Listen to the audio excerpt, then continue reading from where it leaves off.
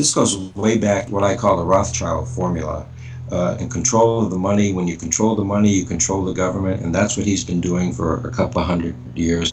And thanks for joining us today on SGT Report, you guys. We really do appreciate it. I hope everybody had a chance to listen to our interview with Dan Johnson from Panda, because we hit the nail on the head as it relates to the overt tyranny we're seeing across the board. And now it's time for a precious metals update with somebody whose work we post regularly. It's Michael Noonan. Michael, welcome.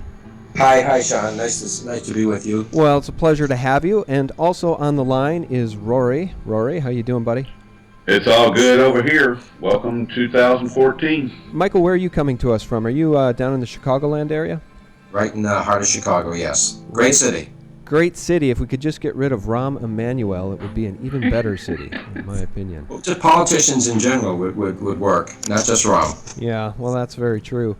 Well, guys, welcome, and I just wanted to talk to Michael about his latest articles. But before we start, Michael, I wanted to share this with you. Our contributor, Mark S. Mann, wrote an article, some thoughts on the tumultuous year ahead for 2014, and as it relates to precious metals, he just wanted to round out the fact that we are all feeling the pounding we've taken for the last 2+ years. And in his words, people need to move on. If you lose faith, do what you need to do. Even if you lost 50 to 60%, you still didn't lose all of your money like some chump that lost it all on a Bernie Madoff type scheme. But the bottom line is, and he says, I want to read this to you, quote, "How do you predict the price of anything in an environment where we know basic fundamentals and things like supply and demand no longer apply? Up is down, down is up." You know, and then I added the gold and silver eagle sales ratio chart, which over the past 4 or 5 years has done nothing but go up, with 2013 being a record year for silver eagle sales. So I guess my question for you, Michael, is how and when will we ever see an end to this manipulation in the real world? Because the people that are buying physical and have been buying physical are feeling pretty beaten down at this point. So what do you think we should do for 2014? Do we just stay the course, or do we diversify into cash and stocks and bonds?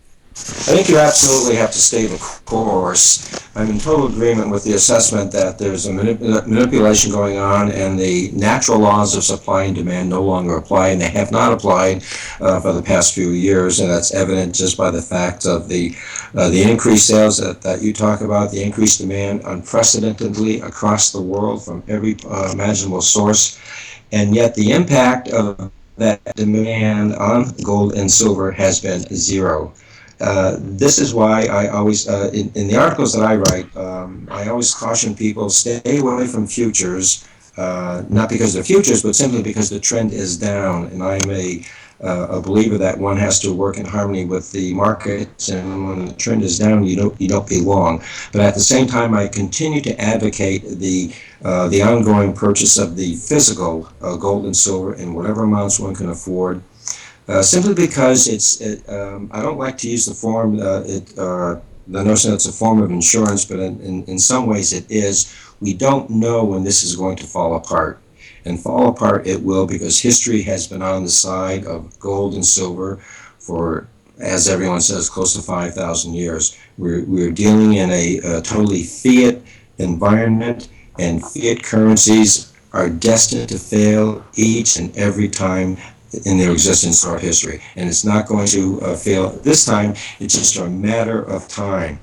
And while I say stay away from the futures, keep buying the physical, because we don't know when it will end, and when it does end, it could end in a spike that will drive the precious metals up and reach the levels of the they'll explode, because they've been suppressed so much, like a pressure cooker, that when the pressure is released and they explode up, there may not be the same opportunity to buy the physical and silver that we have right now. Well, we're seeing record sales from mints all over the globe. Canadian silver maple sales in 2012 and 2013 hit records. And so the physical precious metals are selling. China wants them. India wants them, hand over fist. And Rory can speak to that and even provide the quantifiable numbers to back it up. But getting back to your point about the markets being manipulated, Mark touched on that in his article, and it was one of our commenters, Kim, who flushed it out and said it was Chris Paul of GATA who said, quote, "There are no markets, just manipulations." And, that just couldn't be more true as we see the stock market constantly soar to new highs. What do you see for 2014 with stocks and bonds? I mean, are we really hitting a danger point in the stock market and in bonds? Both highly manipulated market because they're driven purely by politics and by the Fed, the central bankers. To call them dangerous, it depends on what side of the market you're on. If you're on the long side of the stock market, you're doing very well. And it's because the market simply, as I said before, I'm a trend follower, the trend has been up. And as long as the trend remains up, you stay with the trend. Yes, it's all markets are manipulated, Sean. All markets have been manipulated from time. It's a question of degree. In the early part of the 19th century, 20th century, the stock markets, you had the market makers. You've got people with IPOs. Their purpose is to pump up the markets to distribute stock. So there's always been some form of manipulation going on. The stock market right now has been purely Fed-driven with the permanent market, open market operations. That has been ongoing for 2 years. It's not a natural supply, demand-driven market, just like the opposite of gold in direction. Neither one are natural supply and demand-driven. But you have to go with what is.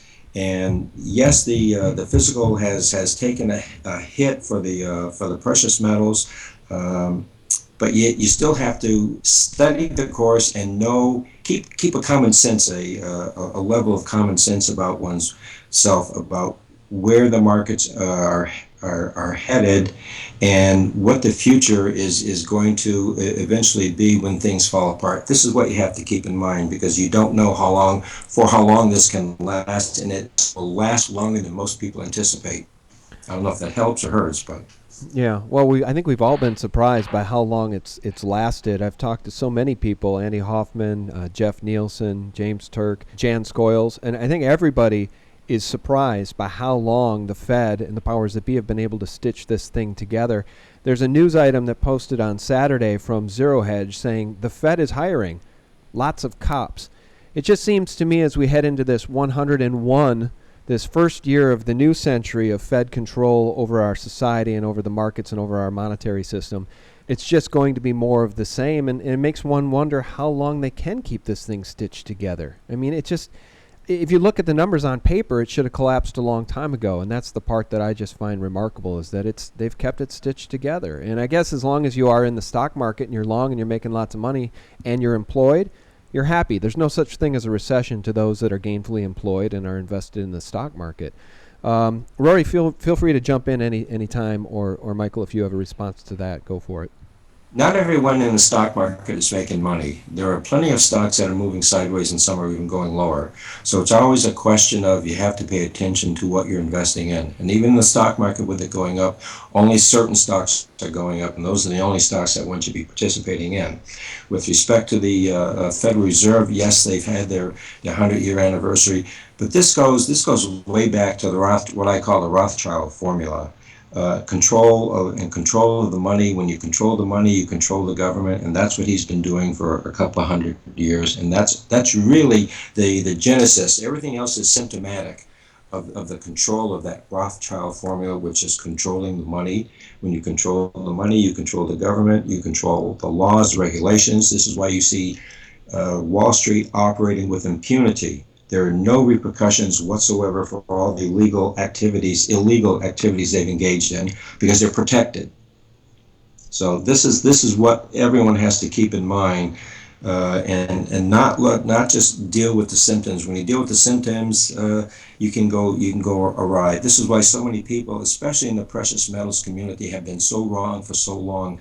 They look at the reality of supply and demand, and they say, this has got to go. This price has to go higher. Look at the demand, and yet you've got this tight grip over the Western world money supply. They control everything. Look what they've done in Cyprus. Look what they've done in Ireland. They've ruined all these sovereign countries for the sake of their precious fiat currencies, keeping them fed on debt. You're having a problem with debt, you can't deal with the debt. Here's more debt to solve your problem. This is why these countries are going over. This is why anyone who's who's participating in the banking system is in federal jurisdiction and is subject to experiencing the same things that Cyprus has experienced. They're going to have their accounts.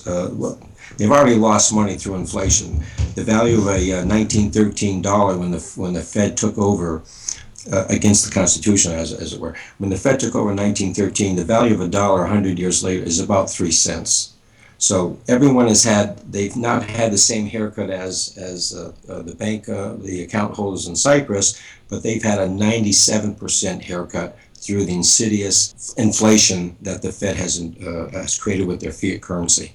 And now the IMF is wanting to have a global wealth tax of 10%. A one-off. Yeah, they're calling it a one-off. I mean, where they're just coming in and saying, well, if we just take 10% of everybody's money, then we'll be okay. It's like, hello, I'm not really ready for you to take any of my money, much less 10%.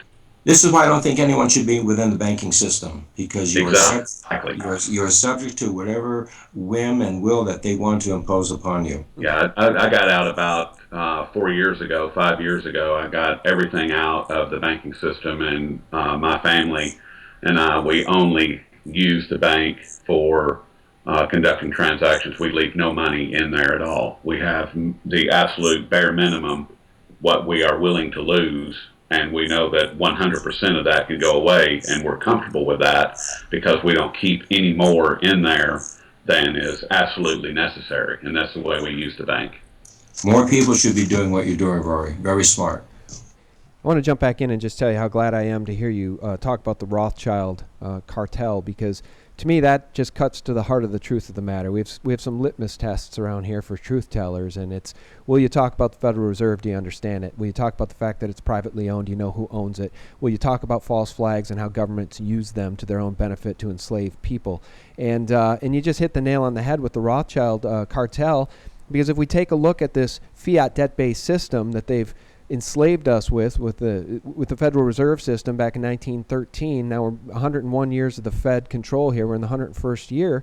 We realize that the Rothschilds and the Rockefellers and the Morgans and the folks that own the printing presses, the folks that have enslaved us with all this fiat, have also implemented the CIA, the NSA, this secret government level of control now, which plagues us and is so overtly tyrannical. We talked about this with Dan Johnson in our interview, Michael, and I just think it couldn't be more true that as people wake up, especially young people who are not invested or vested in this stock market, we talked about this with Harley Schlanger recently, these people have been thrown under the bus by the system. These young people who are getting out of college with nothing but debt and no prospects for jobs, have no money invested in the stock market, don't own homes, don't have mortgages, don't need to stay vested in this system and can see how tyrannical it is.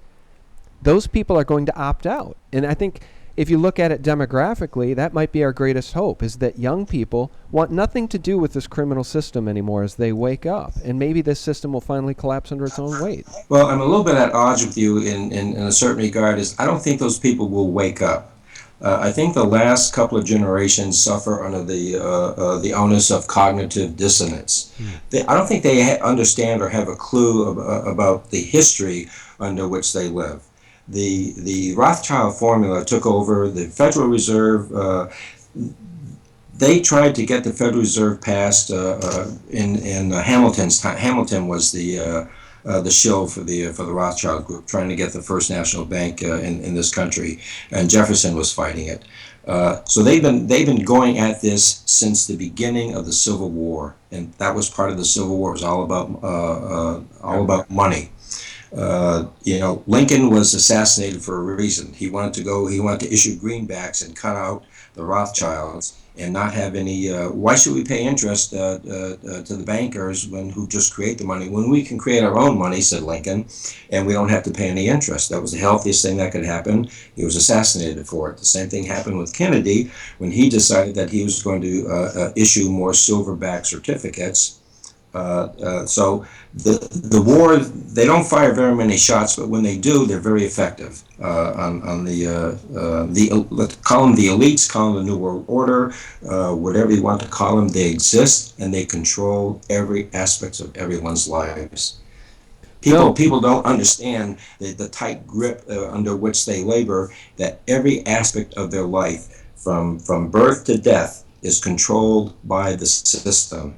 It is so heavily entrenched and run by bureaucracies that you just can't get out from under it unless you opt out of the system entirely. Yeah. And I agree with you wholeheartedly that, and Sean, I have to disagree with you. I'm a little concerned about the young people. I think that there's some glimmers of hope, like Dan Johnson, but I think that the overwhelming majority of young people they, since 1971, they have beaten gold and silver out of the mindset of people. So for over 40 years now, that's not even been part of the conversation.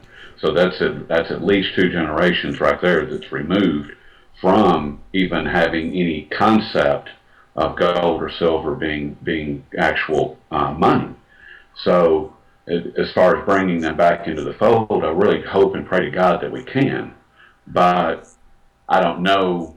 And then you combine that with the dumbing down that has happened in the public education system. My goodness, I mean, that in itself, I mean, there's nothing of value that's taught today in public education. I mean, I'm 51 years old, and there was very little economics education taught to me in public education, 30 years ago or 35 years ago when I was in high school. And I can't imagine that that's even part of what's going on today. I mean, and it was some, gobbledygook that they were passing off at the time. I mean, and once again, it had nothing to do with real value. As far as even Jan Scoyles recently was having a conversation with a gentleman regarding fine wine, and talking about the value that it holds. I mean, when you can take a liquid and it has more value than our currency, that says a lot. But Yeah. most people don't equate that. They, and in particular, the young people who want their digital money, they want their debit cards, they want their credit cards, and they don't want to be bothered with cash and coins. Well, let's get back, though, to this idea of an awakening, because I do want to paint a brighter picture. I want to call to attention a bright spot. One of the things that Edward Snowden has done for us, even though Time magazine didn't deem him the person of the year, they called him the runner-up. He probably should have been the person of the year, because what he single-handedly has done is he has called the world's attention to the fact that this secret government I talk about is operating and doing things that are so draconian and so tyrannical that just 10 years ago we couldn't have imagined that it was even possible.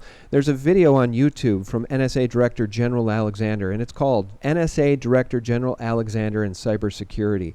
And it was the NSA's effort to put out a video to call all of these concerns, which of course the powers that be call unfounded. And the last time I checked, here, let me check it live while we're talking.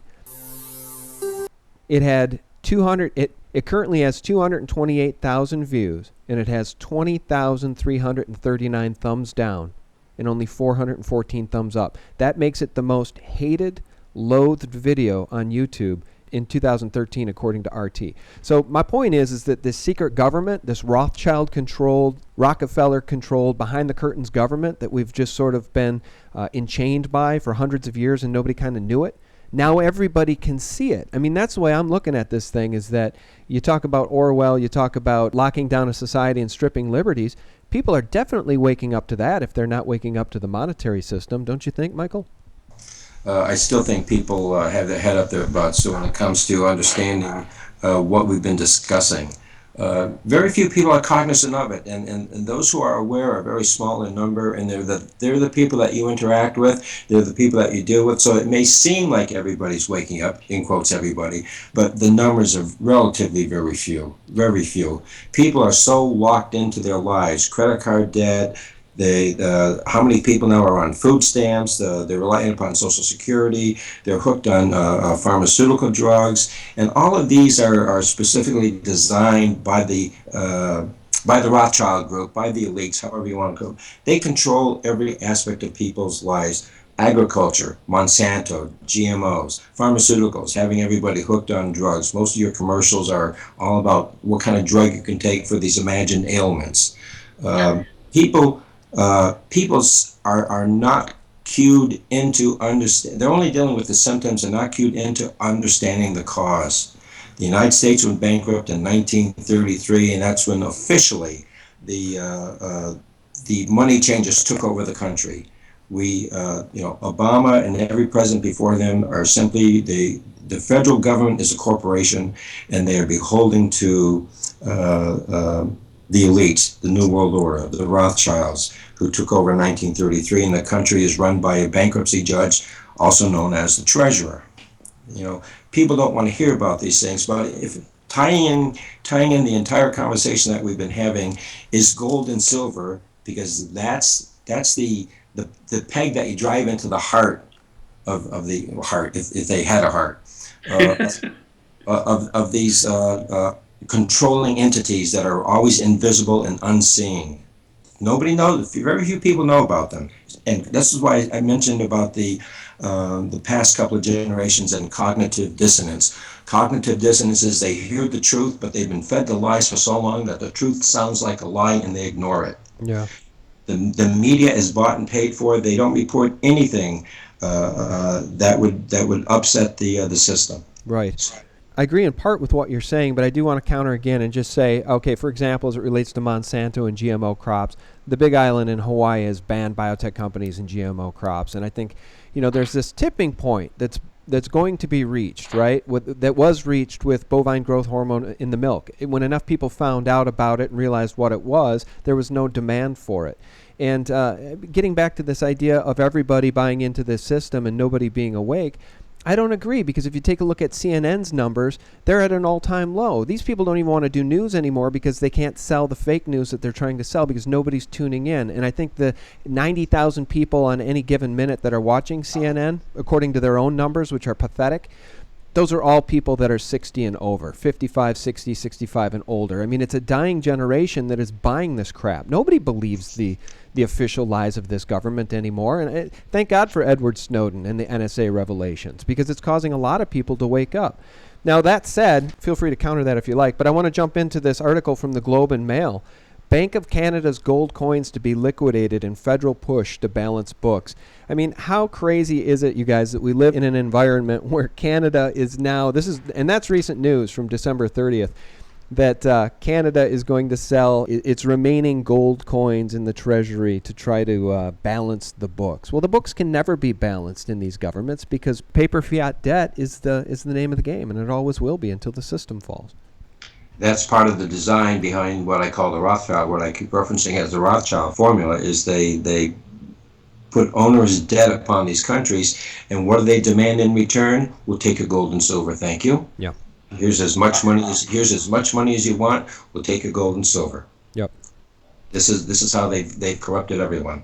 So if the Rothschilds are coveting gold and silver, everyone else should be doing the same thing, because they're the smartest people on earth, as it were, when it comes to finance and understanding how finance works. Yeah, I think you're right. And I was thinking about this the other day, and tell me what you guys think. If you had literally a majority of the world's wealth in your own personal vaults below your fortresses, let's just imagine that's the case with the Rothschilds and some of these other elite families.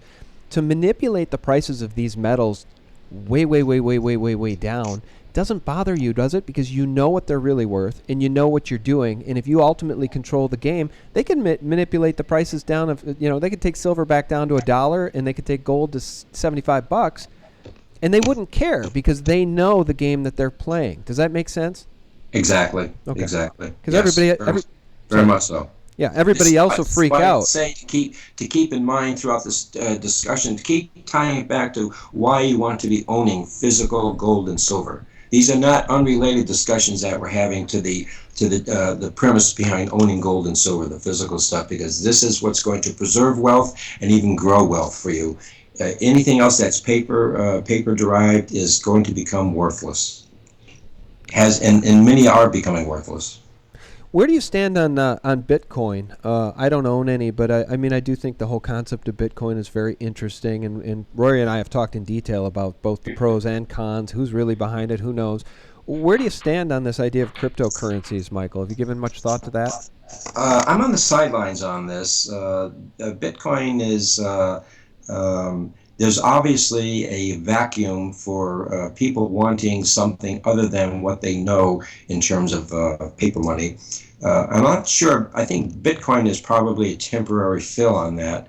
It's a cryptocurrency. There's nothing behind it. You saw when China pulled the rug out because they don't want to compete with its currency. The encryption can probably be eventually discovered by the NSA. The NSA, by the way, has been in business since the 1950s, I believe, Right. 1946 or 1950. So they've been around for a long time, and the apparatus behind them has been around for a long time, which tells you how this government has been. It's a government of the corporations, by the corporations, and for the corporations, and not of the people. People are there as slaves, as you will. But Bitcoin to me is I'm not participating in it by choice. I just think that it doesn't have the history of gold and silver.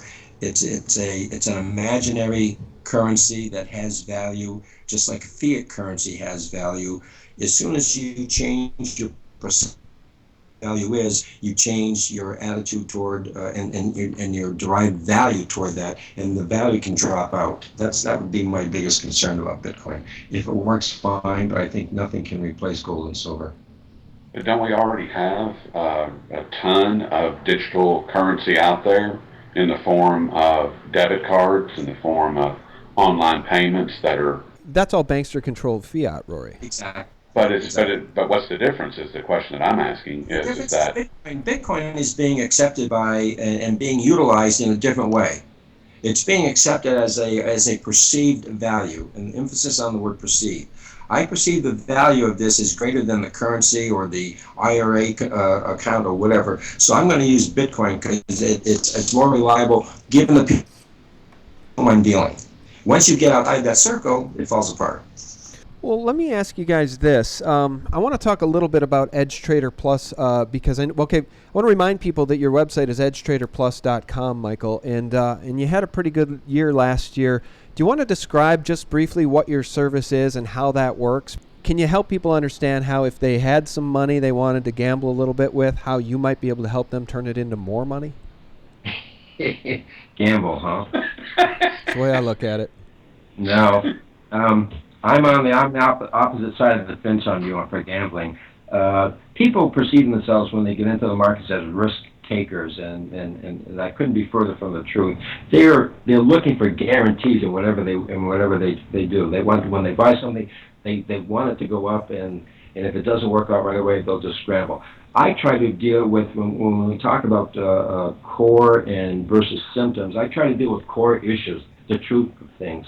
This is why I focus purely on price and volume, because the price and volume is the distillation of the aggregate buyers and sellers in the marketplace, and that includes the manipulators. So even though the market's being manipulated, we're not invited into the boardroom of their decision-making, but the decision-making eventually gets translated into the market. It gets translated into the market by price, and you can see the volume of activity. So whenever you get the large swells of volume activity, it's not the public that's participating. It's smart, what I call smart money, and you can monitor what they're doing, and you can see the ebb and flow of it. And when you watch the ebbs and flows of these, you see patterns develop. And this is how you remove yourself from the gambling aspect. These patterns repeat themselves over and over again. And if you focus strictly on the patterns, using price and volume as your guide, they have a higher degree of probability than otherwise. When I say probability, now we're talking about probability versus gambling. Gambling, you have no control. You place your chit down on the table, and where the ball lands or how the cards are dealt, you don't have control over that. But when you get into the markets, you have control. When you buy, what you buy, and how much you buy. And if the market is not going favorably for you, you don't have to participate. You don't have to gamble. Why? Wait until you see that recognized pattern that repeats itself and say, okay, now's the time for me to go. The trend is your friend is kind of trite, but nothing could be truer. If you stay in harmony with the markets, go with the prevailing trends. Yes, the markets have been manipulated, But this is why I said earlier, no one should be in paper futures gold because the trend is down. Separate from buying physical gold for many reasons for which we've just discussed. What I try to do on my website is focus on and have people, and this is why I always generate charts to have, because I'm visually oriented. And so it's to have people see, you don't have to be a chartist. You don't have to understand technical analysis. You don't even have to believe in it.